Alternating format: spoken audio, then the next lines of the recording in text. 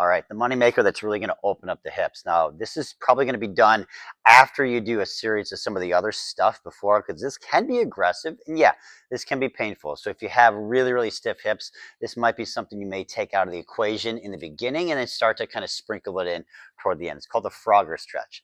To do this, we're going to be on I like a cushion surface here. All right, let's protect our knees here, guys. Okay, I want the knees to be slightly wider, and I also want the feet. If you can see my feet, I want the toes to point out. That's kind of lock our hips in. Okay, the wider the knees, the more aggressive a stretch you're going to get here. Okay, so if I take my knees a little bit wider, I'm going to be on my hands and knees, and all I'm going to do is literally just sit back on my heels. And when I do that, I'm going to feel the inside of my groin, a little bit of the inside of the thighs, what we call the adductors, just be on nice aggressive stretch. But you can appreciate if your hips are stiff, you're going to get to that restriction point earlier on in the phase. So for this, I'm going to caution you, take this with ease. Don't try to push through anything. I want you to push to the point of restriction or pain or discomfort, whatever it is for you. And I want you to sit there and get semi-comfortable. And once you get semi-comfortable, let's start to oscillate it back and forth a little bit to see if we can't get a little bit more range of motion out of that.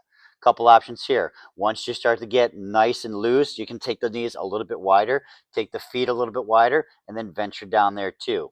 Okay, I wouldn't spend too much time here because we're really stressing some sensitive tissues, and I don't want you to leave you more sore than I really want. If this is leaving you sore for 3, 4, 5 days, you've done too much. I think that's self-explanatory, but I feel like I need to say that. The Frogger stretch, pretty aggressive, really good at opening the hips, but caution, do this after you spend some time loosening your hips up. It's going to be in the program. I definitely want you doing that if you can.